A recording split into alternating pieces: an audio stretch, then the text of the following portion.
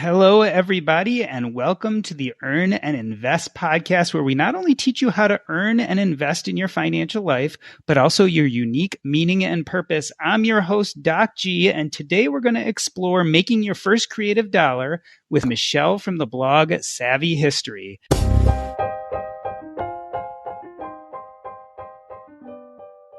Now, wait a minute. I'm certain that for some of you out there, money and creativity go hand in hand, but maybe even for the majority listening at the moment, you might say, hey, I'm in my 40s or 50s and I'm looking to retire from my job as a doctor, lawyer, engineer, fill in the blank. What's creativity got to do with it? That's how I felt. In fact, I was so busy building a career as a physician in my formative years that I continuously pushed down many of the creative outlets which I really enjoyed.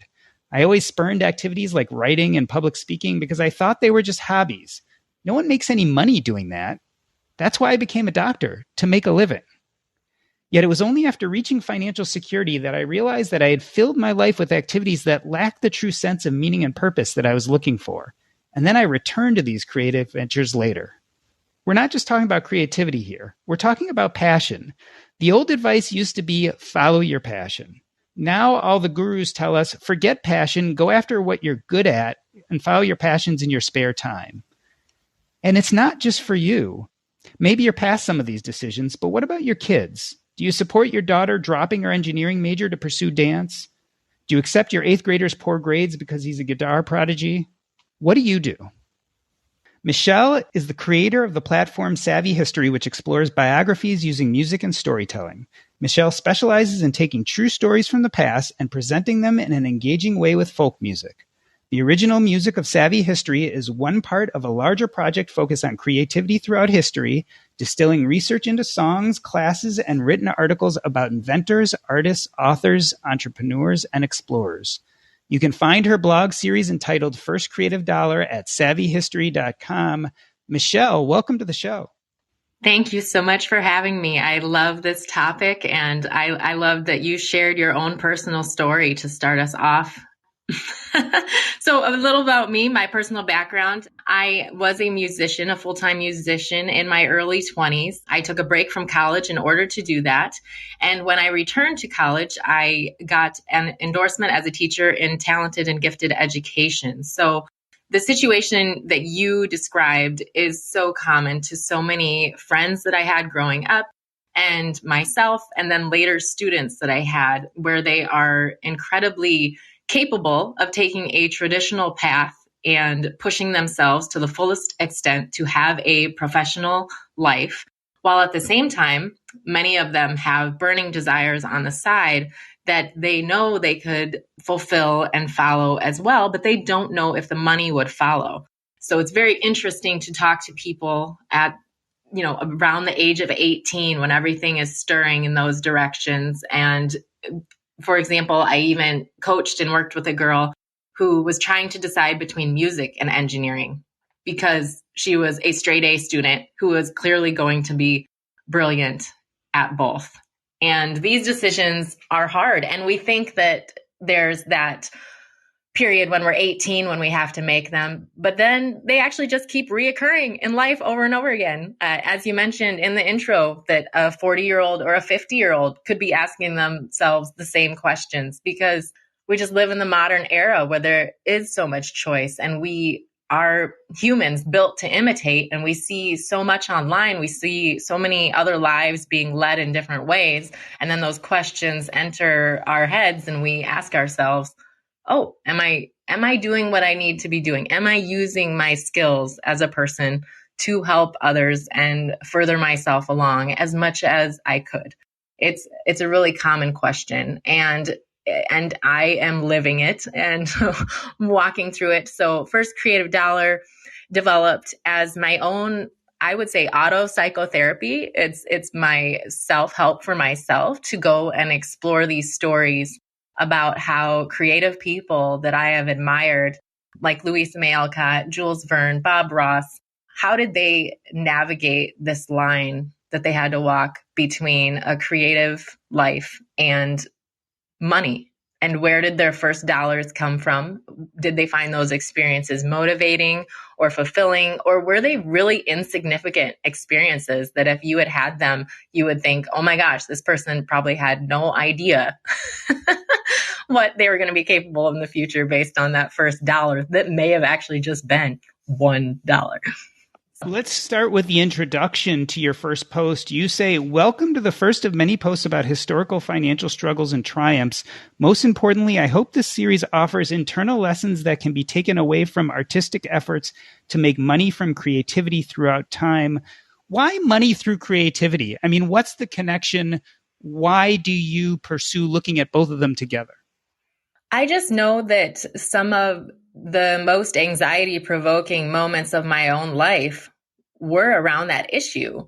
And there's a lot out on the internet now discussing creativity in business. And when I say creativity, I know that all humans are creative, and I know that creativity is used in most careers in some form or another. And usually I find myself talking in the traditional sense when we hear the word. I'm thinking actors, musicians, writers, the people that, are either going to make it big or perhaps make nothing at all. Those people who have to make that decision of if they're willing to put themselves out there and have it not work whatsoever because it's either such a competitive field or it's such an abstract vision that they might have that they have to do little tests and trial runs to see if anybody, is even into it. So that's why that line between money and creativity is something that I want to address, because I knew the light bulb moment when I was 17 and I first earned money from playing guitar that really set me on a path that was quite different than what my path would have been otherwise. And I just am into exploring that in order to, help anybody else that comes across it, and especially young people or people in the middle of life transitions. Now, you call your platform Savvy History. Why the historical perspective? That's an interesting question that has to do with a songwriting break that I took. I wrote 5 albums that were all basically that traditional singer-songwriter diving into their head, examining their own life. And I really went far with it, to the point that I got sick of myself and my thoughts. So imagine really intense songwriting. It's like you're journaling all the time, daily, which is a good thing. We all know morning pages, Julia Cameron, The Artist's Way. But it reached a point for me where I just was sick of my own ideas and my own tiny little world. I was like, I think I'm actively looking for problems, for one, because there's so much of that narrative in the artistic world. And especially I was a grunge kid. I grew up as a young little preteen and in the early in the 90s. And I just loved that grunge mentality until I got older and realized, oh my gosh, a lot of those lead singers have now either killed themselves or accidentally died. There was something in that. I just love grunge, but there was something in it that as a 6-year-old listening to it at the pool, I absorbed something about a lot of good songs being negative. And I think I probably took that and kind of ran with it, and was a dark person myself, having had a dark mental health history. And I was like, I am done writing songs like that.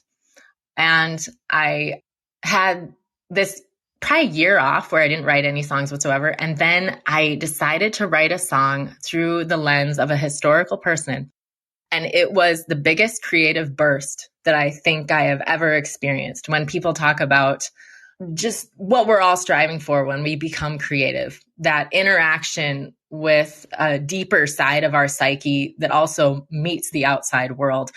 This creative burst, I wrote so many songs in an incredibly short period of time. It was like taking a pin needle and just popping a balloon.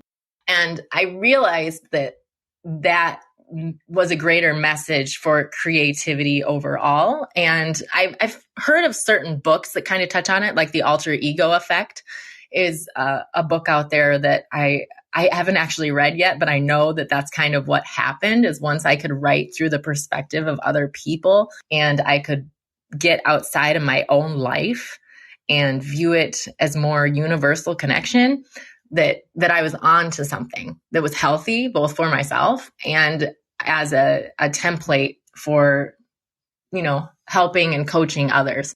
So as I was doing my graduate education in talented and gifted studies, I came across this idea of bibliotherapy, and I realized that that's what I was doing. And bibliotherapy is, in short words, it's book therapy. It's using books for the benefit of mental well-being. And it's a 3 to 4 stage process depending on which discipline you study. But it's that idea of you first identify or recognize yourself in a character. And then you go through cathartic examination, and then eventually reaching stage 3 of insight, where you might juxtapose your life, comparing and contrasting it to the situation, and then universalization and self-application to make changes in yourself.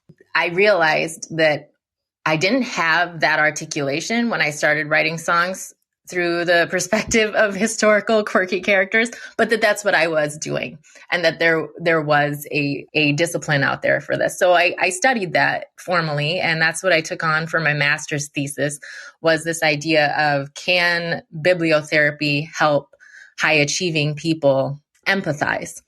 Because when we look at systemizing and empathizing in individuals, it's a continuum in the brain, and we've all kind of seen it in those informal ways when somebody's really high achieving, that they might not always be thinking of others in a tangible way. And I really love studies on this, where people who are high systemizers and very high achieving might be incredibly empathetic with the world on a large scale. Think like the type of person who goes to a zoo and cries. But in person, when you meet them, maybe they're just selfish. They're the person that ate all the cookies on the table and things like that, if that makes sense. It does. I'm trying to connect that a little bit to what you've done with First Creative Dollar, because you do talk about historical figures like Frederick Douglass and George Orwell, but then you also include some modern day stories like our friend Dave from Accidental Fire. So there is this kind of juxtaposition of historical versus modern day, almost to understand us a little bit better. The us being the greater us, maybe you and I who are interested in personal finance, but our community in general, and how kind of those historical figures can reflect on what we're doing in the modern day. Yes, I took that process that I was using as a reader and then as a songwriter, and I thought, I think I can apply this to money. And at the same time that I, each month try to take on somebody from the past, like Louisa May Alcott or someone like that, and study their money story. I love the idea of hearing first creative dollars from other people in the personal finance world, and also some creatives that are from my town. I live in an amazing small town of about 10,000 people with incredibly creative things going on. So I just love that idea of kind of compiling it into one spot. And like you say, you might read about someone from the past or a story from hundreds of years ago. And then the next person up on the blog might be a modern day person, and their story is often just as engaging. And then for me personally, I like to track and see where they go with it. It forms a more meaningful relationship online with people to have them tell that moment, the moment of the first time they made money with their current endeavors, and then see kind of where they go with it, and if it drives them in any sort of direction or in some sort of path. I've thought at times, is this too wide? Should I narrow it only to historical people? And then the answer clearly became no. So there is actually a form on the website. If you want to share your first creative dollar, it's right there in the work with me section. And it would just be answering these questions and then submitting it. And I hope to compile it over time and have it split off into different categories. So for example, with Dave from Accidental Fire, that would be like graphic design. And then I have other people that are becoming coaches and or they're freelance writers, and just kind of put them in different sections. So when I imagine a young person in the future, like students that I've helped as a talented and gifted educator, if they could have a spot to go and then click and then read a couple of different first creative dollars and see the variety in those stories, to just help them know that, for some people it's not much, for some people it's $200, and it just helps you find your way on your own path to see the diversity of these stories. You mentioned that for some people, it isn't that much. Let's dive into some of these historical first creative stories because they're just so interesting. Frederick Douglass made 50 cents polishing shoes, which is the equivalent of $14 today. Why did that qualify as a creative dollar? Yeah, when I did that one, I was really looking for the first time, and I search quite a while whenever I do these stories, but I couldn't find the first time that he sold any of his writing. And then I just looked at that moment and it struck me that he took that money and he bought a book that could teach him how to read. And this was a book that was available to the school children in his area, but obviously the white school children in his area since he was a slave. And I just thought that that was pretty brilliant that he took that 14 and something dollars that he made. And I think he bought a $12 book that then he used to teach himself to read.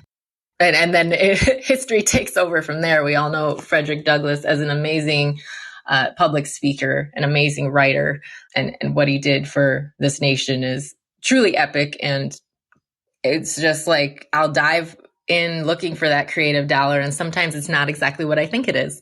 Even with Jules Verne, I noticed that he got paid $0 for the first thing that he formally published. He did go through a publisher, but they just didn't even pay him.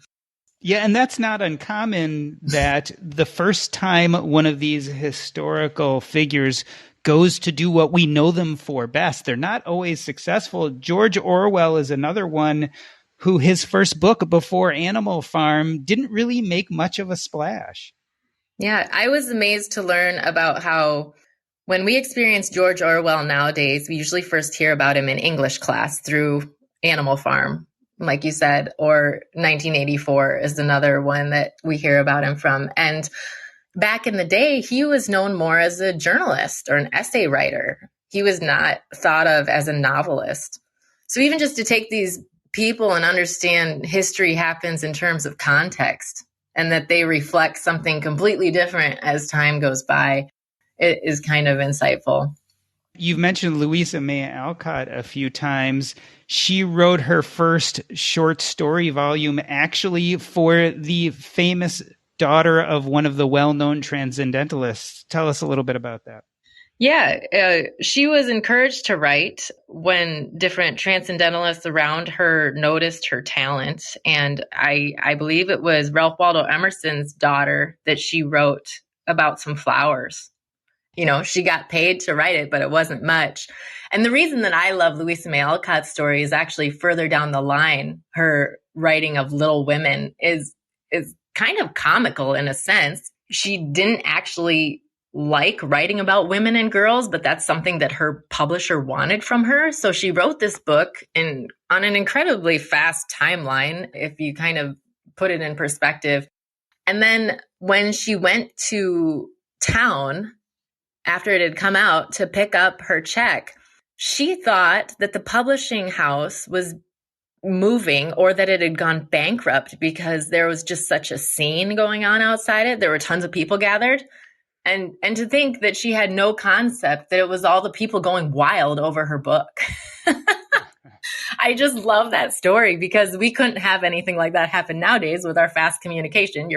If your book took off, your publisher would be sending you an email or giving you a phone call. But she's actually just going into town to get some things, and she sees this place and only later finds out that her book was, a monumental work to many people, not just throughout time for the rest of us, but at that moment. And it made her very famous. And people would come to her house and she would actually pretend to be a servant. She was not comfortable with being well known. So she might answer the door and say, "Oh, Luis is not here right now." Yeah, the fun part of it is we get to see kind of the baby steps of these people who would eventually become very famous. Let me ask you, did one of the stories stand out as your favorite as you went through all these historical figures? I grew up watching Bob Ross And I know that he's not historical in the sense of a long time ago, but I just loved this man. I loved his demeanor. I loved how calm he was. And then to find out that, he had been, I think, Air Force, just that he had achieved ranks so high in the military, it just stunned me. So I just thought of him up in Alaska doing his thing, retiring early as he did. And at the same time, he was painting on gold pans and he was working at some bar, and that he was selling these paintings, I think for around $60 or something like that. And that just struck me as fascinating because I love people who bring together things that you wouldn't think would exist in the same person. And he definitely exemplifies that. Plus just his quirky little quotes that you can find on Netflix now. I know several young teenagers who know of Bob Ross because of Netflix.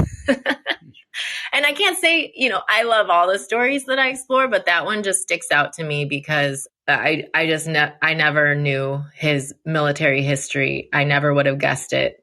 And it just shows the sides of people that are possible.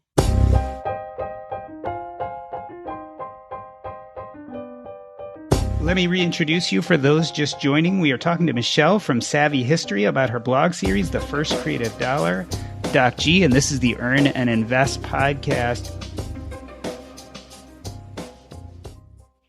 On this episode, we'd like to give a shout out to Unify Money. The big banks spend billions of dollars on advertising each year and create special acquisition incentives and promotions to attract new customers. And you know why? Because they have to.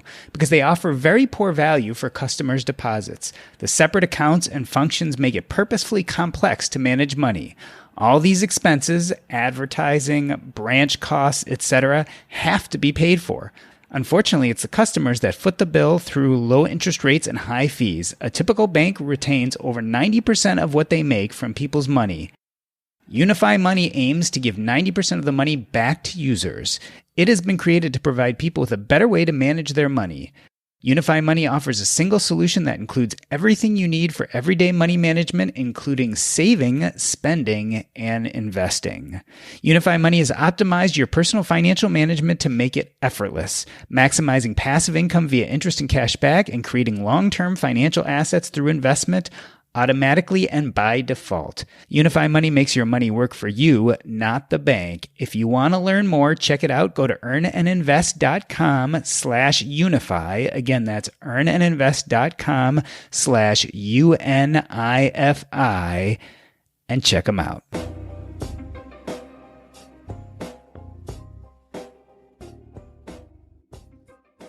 Michelle, I'm going to go back to our friend Dave from Accidental Fire. He talks about his first creative dollar was making a sticker for his, I think it was making a sticker for his snowboard, and he did it on Zazzle.com. And it makes me think about these historical figures and then people of today. Do you think it's easier to make that first creative dollar nowadays? I mean, with the internet and all the marketplaces out there, it just seems like we're talking about something different than, for instance, Louisa May Alcott would have faced as she was walking to see them purchasing her first book. Yeah, I do think that I am a kid in a candy shop on the internet. I find it fascinating, different ways to use your creativity.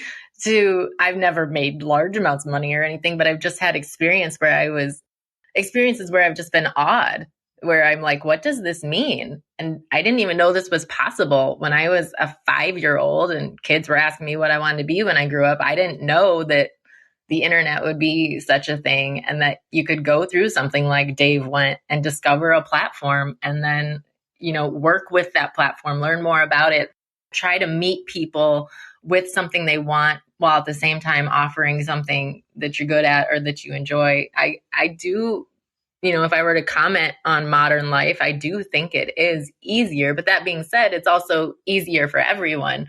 It's hard to find a deep vein to follow through on. Because as I just started this conversation, I called myself the kid in the candy shop. And I am. I've just tried out a lot of different things. And I found that what I enjoy most is teaching. I enjoy things that are built around creativity, teaching songwriting on the OutSchool platform and and things like that. Even this morning, I woke up, I taught a yoga class related to creativity and did a sun salutation instructional class. And I just never saw that in my life, probably even 5 years ago. I didn't know that that was something that was possible. So I'm just exploring. I'm not a yoga expert, but just even that idea that I love creativity and I understand the role of mindfulness, meditation, and yoga with creativity. So I could post a class about that and then have someone show up. It's just fascinating. It hits me that for a lot of these historical figures, creativity and technology were not necessarily always connected. And yet in modern day life, they seem to vibe off each other. And we certainly seen this during the pandemic. Even a few years ago, Michelle, I assume you couldn't imagine you would be leading a yoga class, probably virtually. Yes, it was virtual. Creativity. Yeah. Yeah.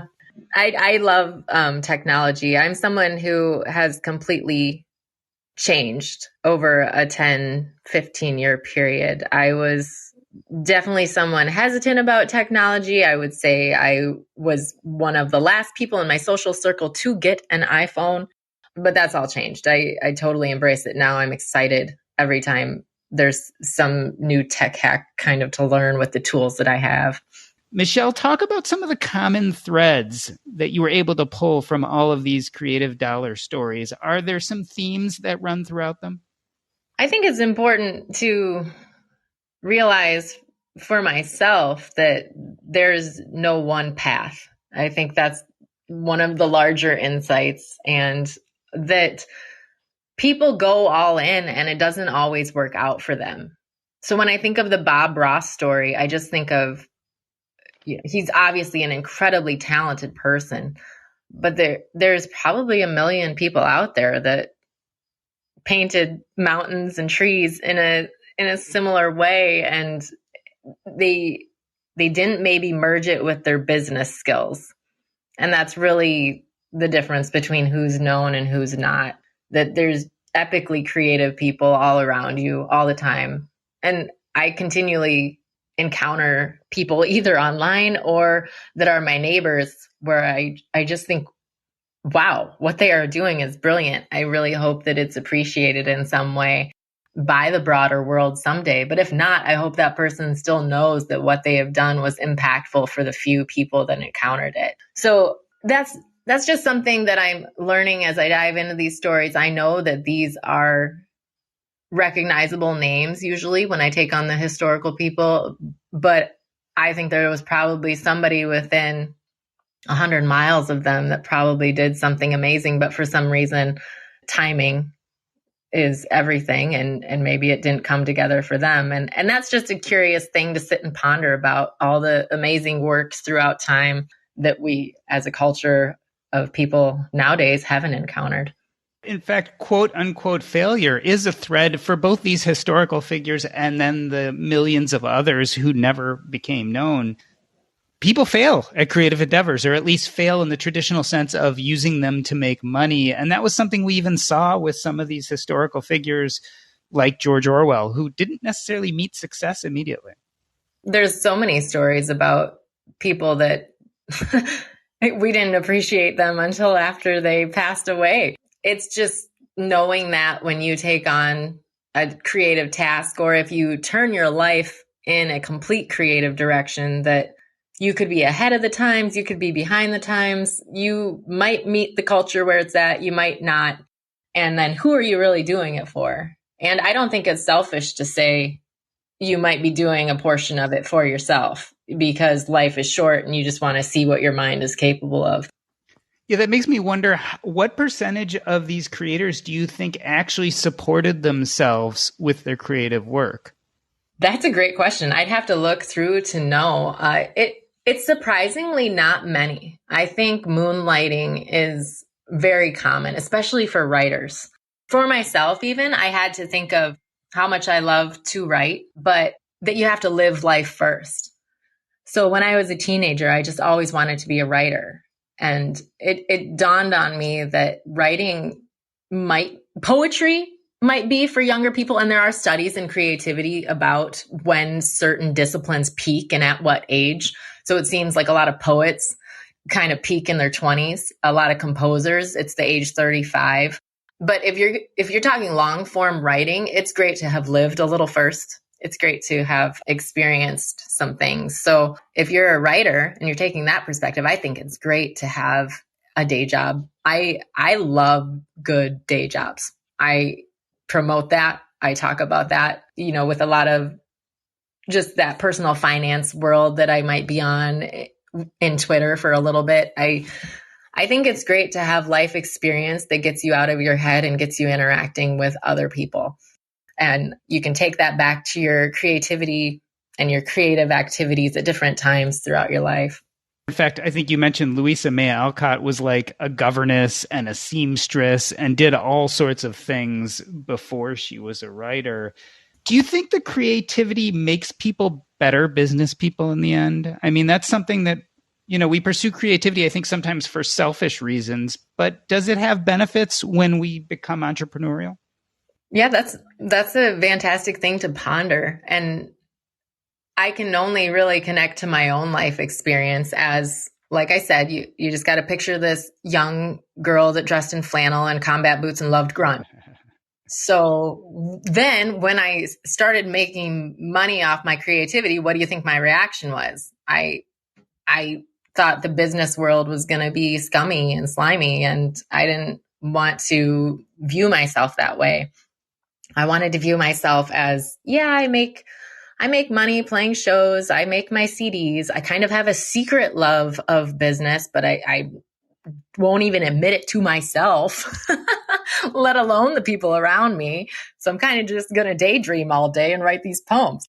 And that was me as a 20-year-old. And I look back on what that was really about. And it was based on fear. It was based on not understanding the spectrum that a single person can cover as a personality.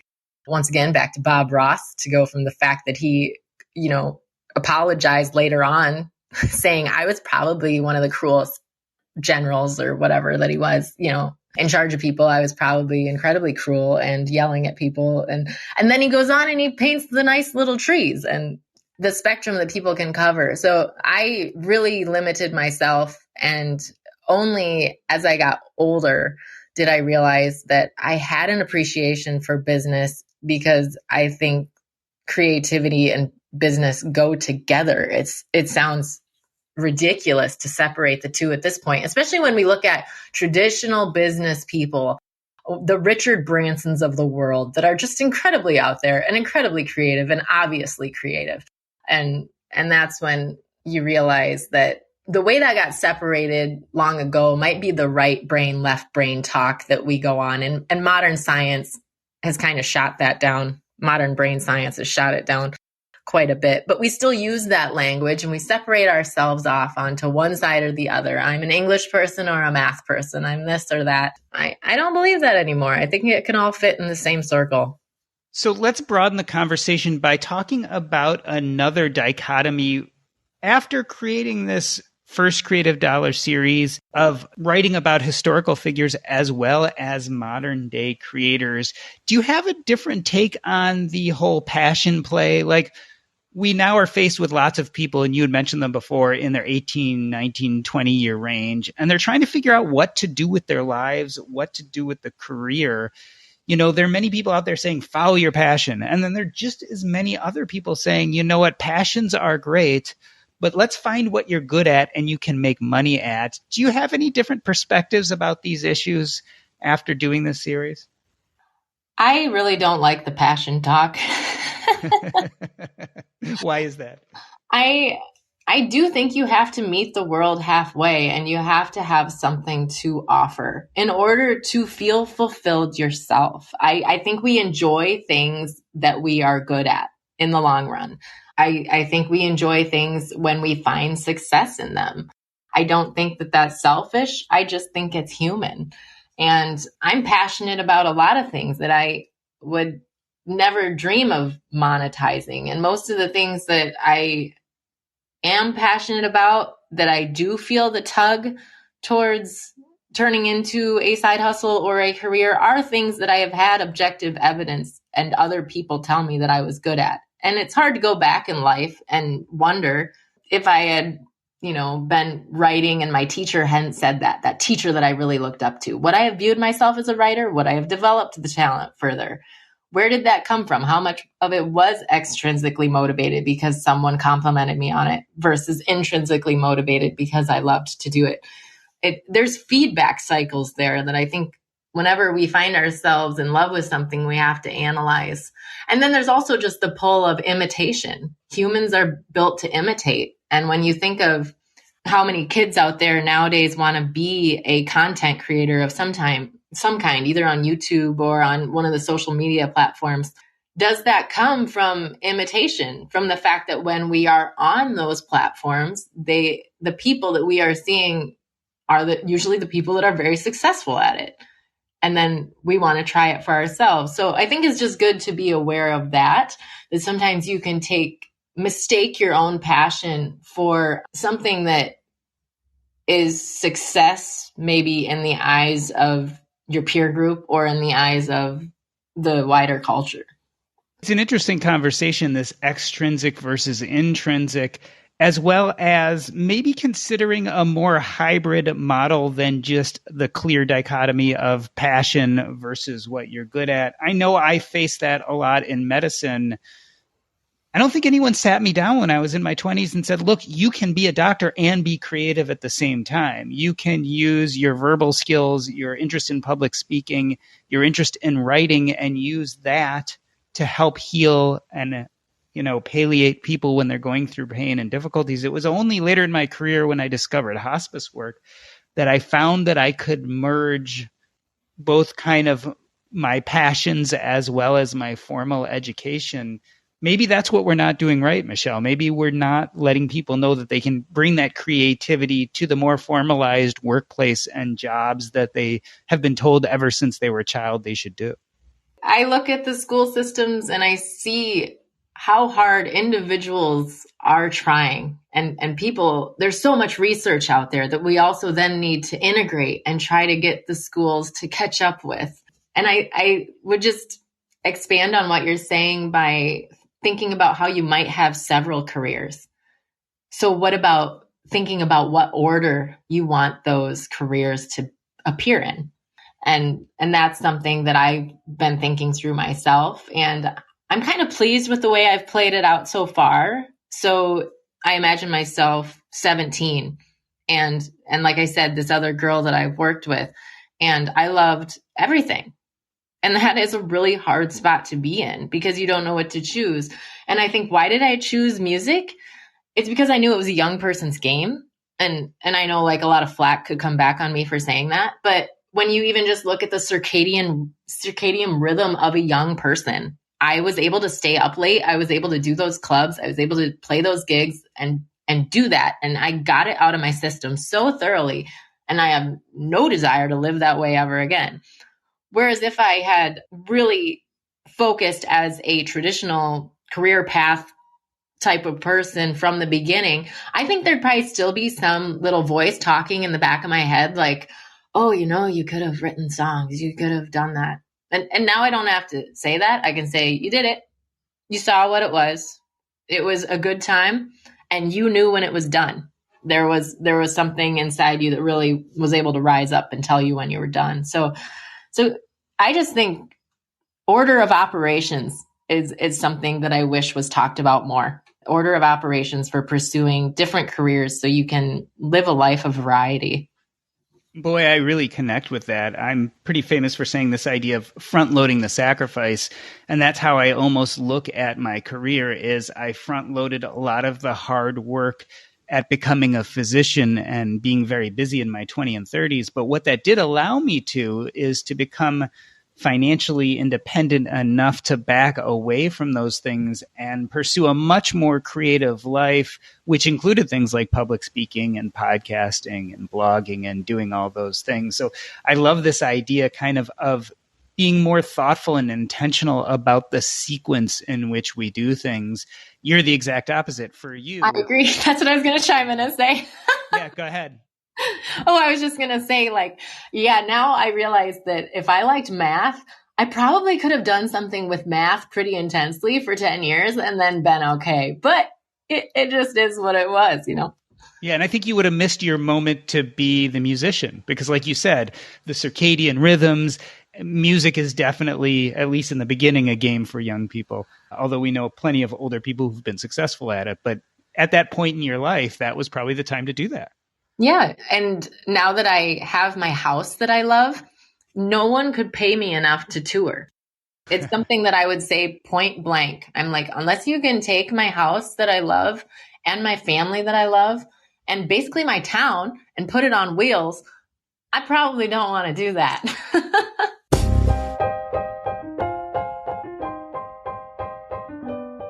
Let me reintroduce you. We are talking to Michelle from Savvy History about her blog series, The First Creative Dollar. I am Doc G, and this is the Earn and Invest podcast.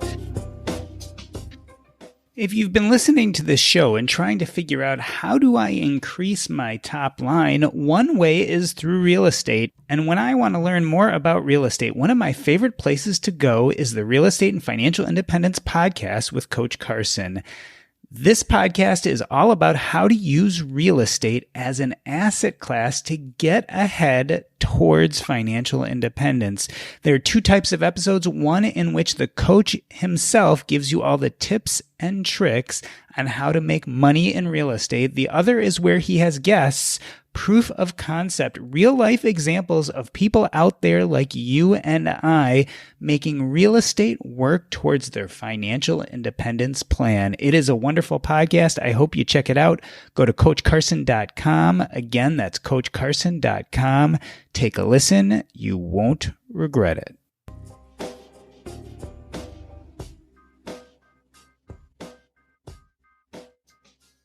Michelle, do you think the educational system recognizes the sequencing issue that we were just talking about? Do you think there's any formalized way in which we're letting our kids know that they don't have to look at a career as this monolithic thing, that actually they can have many careers and maybe they should be thoughtful about which to start with? I think individual thoughtful teachers are aware of it. And when they can carve out those times to talk about it in their rooms, they do.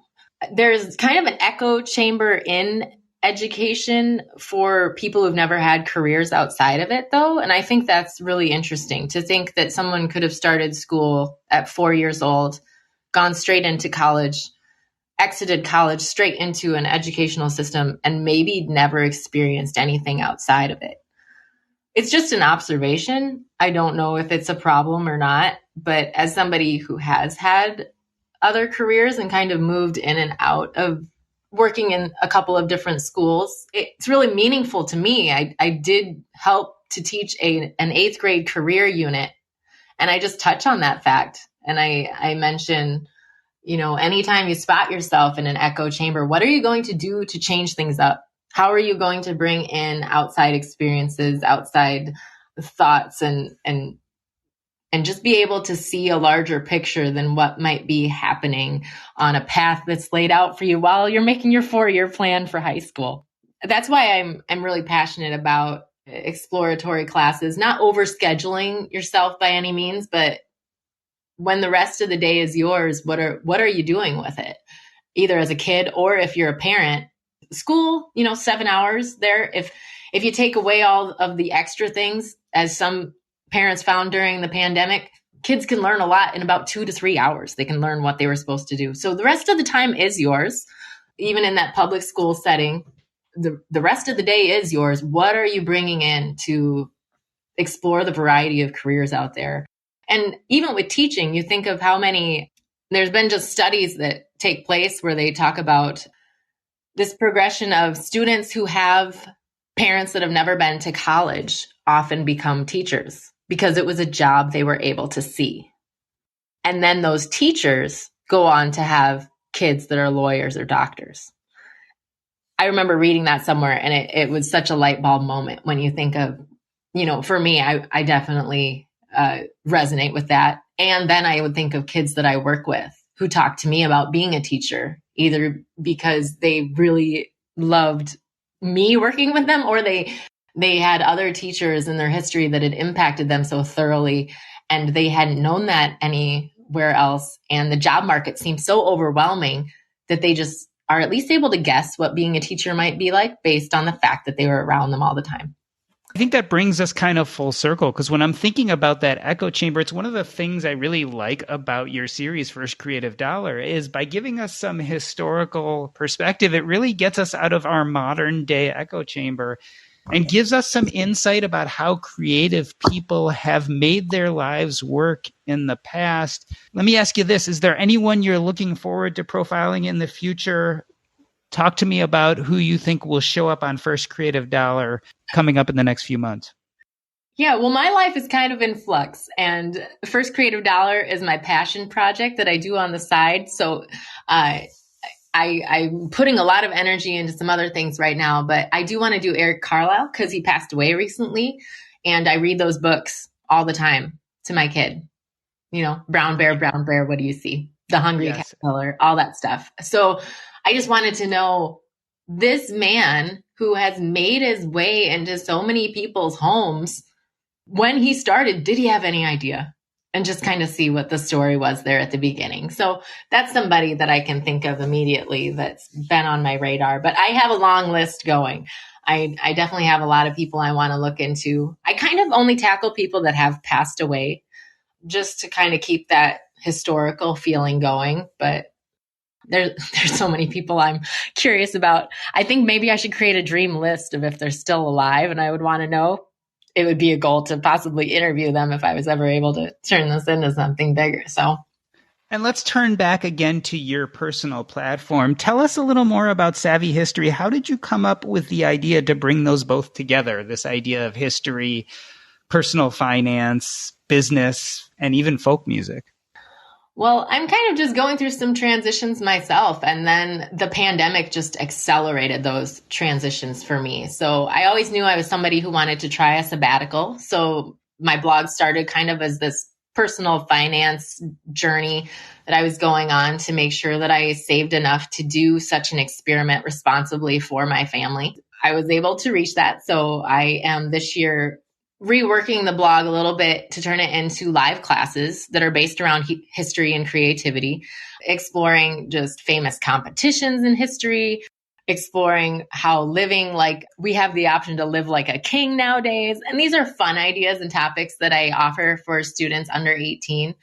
But then I also offer creativity coaching for older adults, and I like to bring in matching a story with a situation. So just that background of books that I've read and stories that I've heard that I've kept notes on over the years, just kind of meeting people where they're at with a story that can speak to different sides of them and offer an example that they can resonate with. And, you know, what would creativity coaching be if I wasn't also endeavoring in my own creative activities and putting myself out there? So I still do my folk singing in the summer. I've got 3 gigs booked this summer. It's really low key, but I do sing my historical songs and do that. So it all kind of works as one right now. I enjoy it that way. Like anybody, I have certain ideas that pop into my head and I'm like, oh, wow, this could probably be its own thing. And I'm still kind of in an exploratory stage, but I'll be having to narrow and focus here as the months start ticking away. And if you're interested in what I'm up to, yeah, it's just savvyhistory.com. And I'll probably start playing some of my songs actually on Instagram. It's interesting to have built this thing, but actually never put myself out there very much in terms of my music yet. Yeah, I was about to say, do you want to sing something for us, since you want to, you've got an open mic here?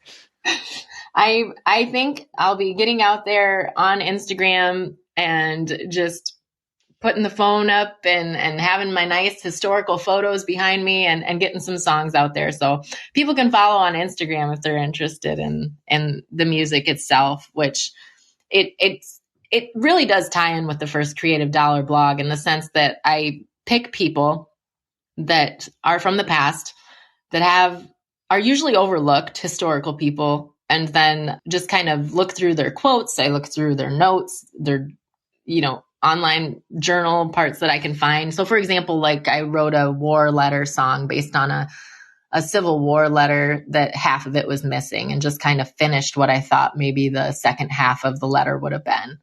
Things like that. just using history as a creative prompt. And what's your Instagram name? Is it just at Savvy History? Yep, Savvy History at all social media channels. All right. Well, this has been the Earn and Invest podcast. On behalf of myself, Doc G, I'd like to thank Michelle from Savvy History. Thank you so much for having me, Doc G. That's a wrap.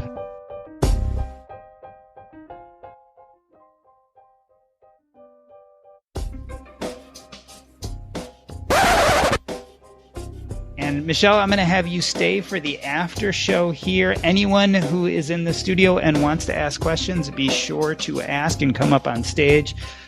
Oh, that was a great conversation. I felt like I really filled the space maybe quite a bit, but that's what a podcast guest does. So. Yeah, that's the idea. Certainly, if I try to fill the space, it gets really, really boring. So, no, you have a great way of piecing things together. Yeah, I was mentioning before that you and I connected on Instagram about a book you were reading about highly sensitive people, and I was sharing with you that I live with a family of highly sensitive people. It's not something most people know about, but what is it? About 20% of our population are highly sensitives? Yep, 15 to 20%, and this was done in research studies with species across the spectrum. So it seems to be a part of evolution, and it would benefit evolution to have like 15 to 20% of the population experiencing everything kind of at a heightened volume. If you just took the dial and moved it up, and that's the way we experience life. So. Yeah, I love that. That's a great description, is if you turn the volume up. These are people kind of like the canaries in the coal mine. They feel things before everyone else does. There are all sorts of characteristics, everything from being sensitive to loud noises to being very empathic and being able to feel the emotion in a room when you're around lots of people. It's something that I feel like most people are not aware of, and yet it's such a big part of our population. What I found with my own children is that understanding their highly sensitive nature just made it easier to do all sorts of things. I remember my son, he was taking violin, and they had concerts once a year where they got up and did a solo song. And my son, for some reason, couldn't make it to the last rehearsal. And that was the rehearsal where they actually practiced with the pianist who was going to be performing with them. And of course, it was a song he was having trouble with. We missed that chance to work with the pianist. And then all of a sudden he's up on stage in this foreign auditorium he's never been before in front of 100 people to play a song that he wasn't particularly comfortable with, accompanied by piano that he had never played with. Oh, wow. And, looking back, I'm just so embarrassed. It was obviously a mess. He started playing, he got confused, then he stopped, then he walked off stage. And this is, he was 8 or 9. Oh. But I go back with the vision now of knowing what a highly sensitive kid is. And I look back and I say, boy, we should have just paid to have the pianist come separately some other day to practice with him. And we should have taken him to that auditorium the day before and had him stand up on stage and see what it felt like. And maybe that wasn't the best piece for a highly sensitive kid to be playing since he was struggling with it in the first place. All these things that if I had known, we would have done differently or better. But I would have never even had a concept of what that meant because I am not that way at all. Like, that's not how I am. But yet my wife and both of my kids are somewhat like that. So it was just so helpful to read that. And I know you consider yourself a highly sensitive, and maybe at least one or both of your kids. Yeah, I can see it already. And my husband is as well. And I would say he's highly sensitive in a different way than me, but it's just fascinating to observe. And I just find myself explaining things to him. So, for example, we were just in the Twin Cities for a week, and on the drive home, I couldn't help but use this metaphor for him where I said, so imagine that someone's trying to send oranges down, down a chute. And most of the people there are sorting them into small, medium, and large. They have 3 slots. And this metaphor is just huge when you think you have 15 slots. So if a bunch of information just came at you, and he was just so like burnt out and tired from the weekend. And I was just like, and he just was talking to process events and things we had seen. And, it's the Twin Cities. Think about everything going on in the Twin Cities right now. rightfully so. And just to hear him sort through his thoughts when he's also kind of a quiet and soft-spoken person. And I'm like, well, you've got 15 slots that you're moving through there. So he liked that analogy. Once again, never read a book about high sensitivity, though. It took me, and look at, I even think of myself going through this, years of, I had therapy as a young kid for my anorexia, and I never heard about it. It took me being a tag coach trying to help other kids other kids, as in I'm still a kid in my head, but trying to help other people before I heard about these things that deeply helped myself. And I do want to expose other adults to these ideas. There's so many of them in creative psychology that are beneficial and life-changing, like truly those things that you find out, like you said, for your own personal story. And it's a lens to see things through that really eases up a lot of other negative emotions or self-judgment that might have happened. Yeah, and it's people confuse highly sensitive with introvert, and it's not exactly the same. I mean, you can be an extroverted, highly sensitive person, et cetera. But I like, especially talking about what we talked on the podcast today, is the connection to creativity, because I think highly sensitive people are actually fairly powerful people if you can provide certain types of environments for them to grow and thrive. And especially when I think of children, but they tend to be very creative, very leadership oriented, very kind of far seeing into the future, if nurtured. Yeah. And I believe wholeheartedly in the power of environment and rethinking environments in order to help people succeed, either when we talk motivation and discipline, environmental control, in order to help those things happen. So for me, I want to read more. So where do I have my books? I have my books downstairs. I have a book upstairs. I have a book in the car for when my child falls asleep on his nap. It's just, environment is huge. And I think it took me a long time to realize that